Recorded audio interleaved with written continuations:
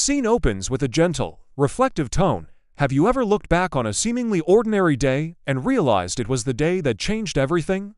For me, that day involved a dusty, forgotten bookstore, an old man with eyes that held 1,000 stories, and a lesson I carry with me to this day. It was a drizzly Tuesday afternoon. I was rushing, as usual, trying to get through a to-do list that seemed to have a life of its own. I ducked into a side street to escape a sudden downpour and found myself standing in front of a small, unassuming bookstore called The Final Chapter. The paint was peeling, and the sign was crooked, but something pulled me inside. The air inside smelled of aging paper and warm tea. It was a labyrinth of towering shelves, each one overflowing with books. Behind a counter, almost hidden by stacks of novels, sat an elderly man. He had a cascade of white hair and a kind, wrinkled smile.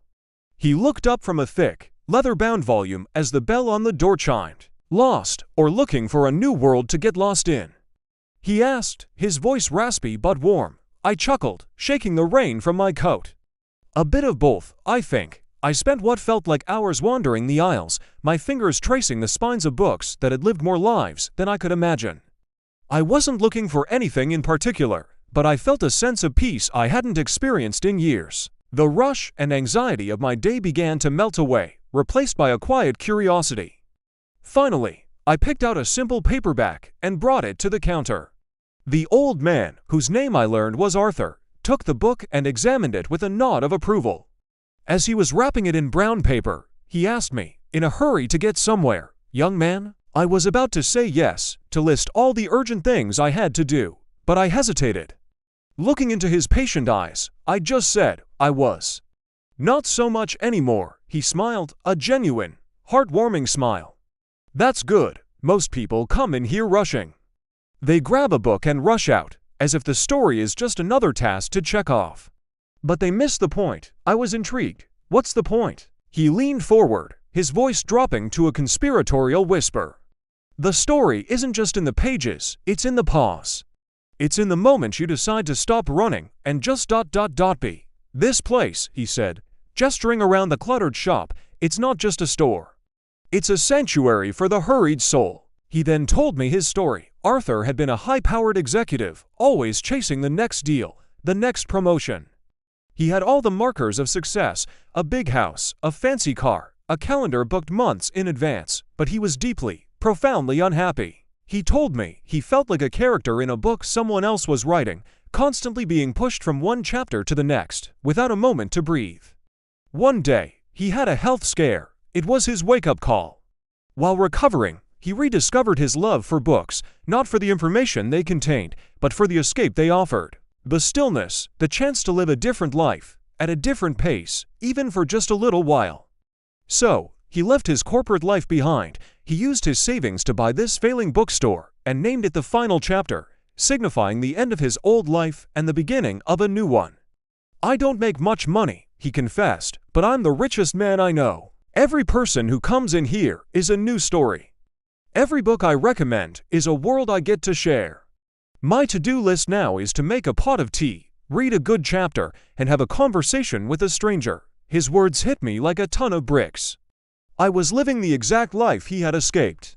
My days were a blur of meetings, deadlines, and obligations. I was so focused on building a future that I was completely missing the present. I was running a marathon with no finish line, and I hadn't even stopped to notice the scenery. Arthur handed me my wrapped book. "This one's on the house," he said. "Consider it a reminder." "A reminder of what?" I asked. "To read your own story. Not just to write it, but to actually live in its pages. Don't be in such a hurry to get to the end that you forget to enjoy the chapter you're in right now." The beauty of life, my friend, is found in the pauses. I left the bookstore that day a different person.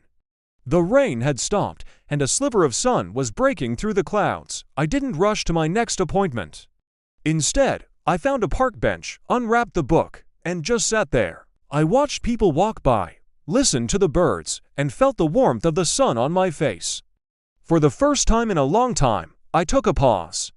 That simple encounter taught me one of the most profound lessons of my life. Our value isn't measured by our productivity or how busy we are. It's measured by our ability to be present, to find joy in the small, quiet moments. Life isn't a checklist to be completed, it's a story to be experienced. We spend so much time planning for the next chapter, the next big event, that we forget that the magic is happening right here, right now, in this very sentence of our lives.